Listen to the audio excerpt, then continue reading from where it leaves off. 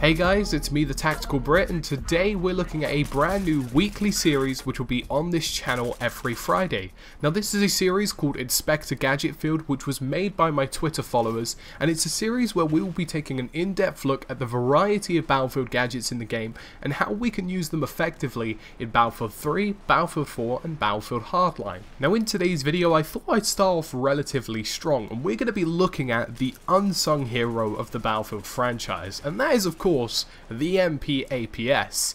Now otherwise more formally known as the Man-Portable Active Protection System, this gadget was probably one of the most surprising ones that I've used. Now prior to this series I have never actually touched this thing, but I have to say after a very, shall we say, difficult learning curve, this has to be probably one of my most favourite Battlefield gadgets in the game to date. So how does this thing work? Now, by placing an MP-APS facing towards where enemy grenades, other explosives, and general explosives that are trying to kill you are coming from, you have created a type of shield. As you can see, where this green light is on the floor, which is a 180-degree spread, no tank shells, LAV shells, M320 grenade launchers, rockets, and even airbursts cannot penetrate this shield. So essentially, you have created some kind of invisible Gandalf barrier that will stop every single explosive coming your way. Now, judging by general statistics and kind of thought processes and tests, I reckon that this thing stops about 80% of all explosives that will come your way.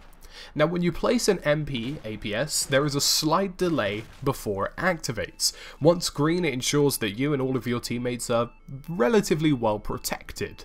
Now the MP-APS can take quite a bit of a beating, it has a really ridiculously huge health bar, can take a lot of grenades, but avoid putting it in direct enemy gunfire. Essentially, you shoot this thing, it gets destroyed. You try blow it up, it probably doesn't. It's a bit strange, but that's how it works. Now the best circumstance you can use is to try and effectively hide it behind objects like walls, bushes, trees, and that way it probably won't be blown up whilst it's trying to protect you.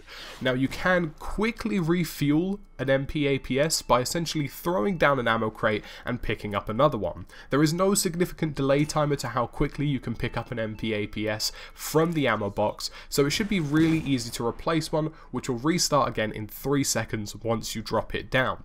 So if your MP-APS happens to be destroyed in relatively heavy gunfire, you can pick up another one, throw it down, and you should be well protected within 3 seconds. When the MP-APS actually destroys an explosive, it will start flashing green, and this means it's entering a dormant period.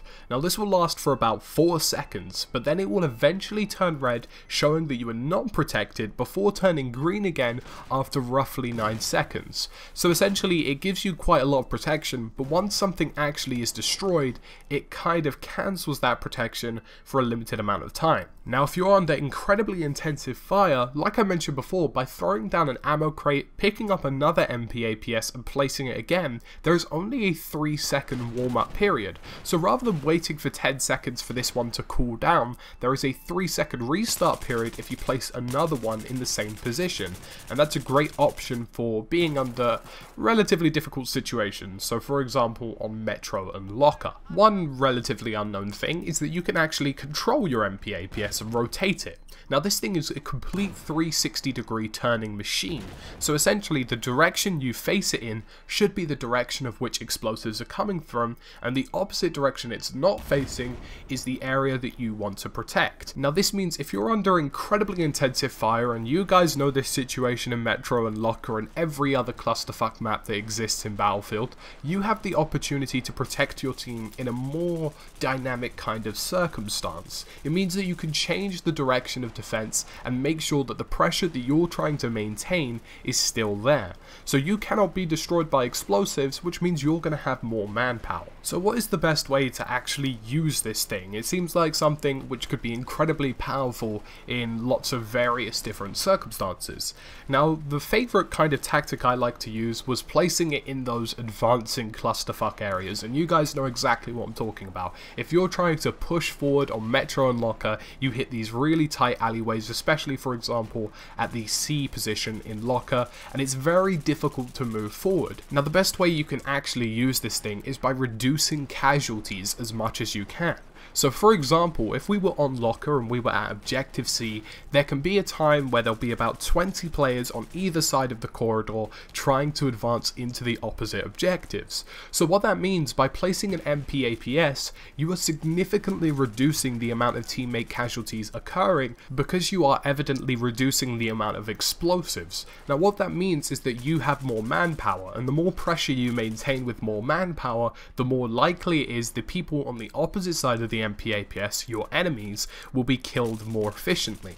That means you have the opportunity as a team to advance a lot more effectively because you have the significant amount of numbers. Another very tactical way that you can use the MP-APS is by protecting very significant objectives. Now, for example, whilst I was playing around this thing on Rush, there was a good example I found whilst attacking. So placing an MP-APS around the MCOM allowed my team to actually arm the objective without being spammed by all sorts of explosives which would have stopped that happening. You guys know exactly what I mean when you're trying to arm an objective and somebody fires a grenade launcher and completely decimates you. That is not the case when you have an MP-APS down, and it makes arming a lot easier. On the flip side of that as well, if I were defending, if I wanted to defuse, I could quite easily place an MP-APS down, defuse the objective without getting into enemy fire, and especially with tank shells as well. This is something that I found really incredible. On Rush, you see from time to time that there are a lot of tanks about on the map, and these tank shells are completely destroyed by an MP-APS, allowing you to defuse and arm objectives as easily as you want. My final suggestion for using the MP-APS is surrounding the kind of enemy fire that happens when you're playing.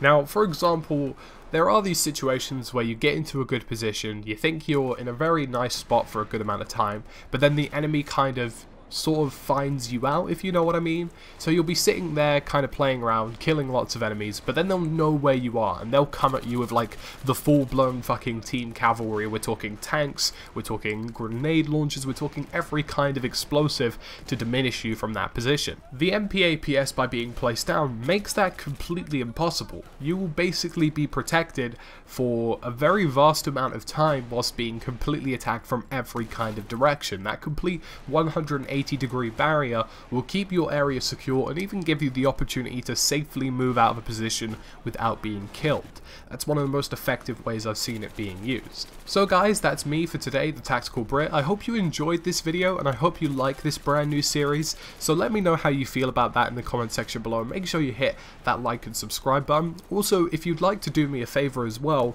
place any questions you have, any Battlefield related questions, in the comment section and on Twitter, because I have a brand new series coming this Tuesday called Question Time Tuesday, where I answer Battlefield related questions and general gaming related questions as well. So make sure you put any ideas that you have below too.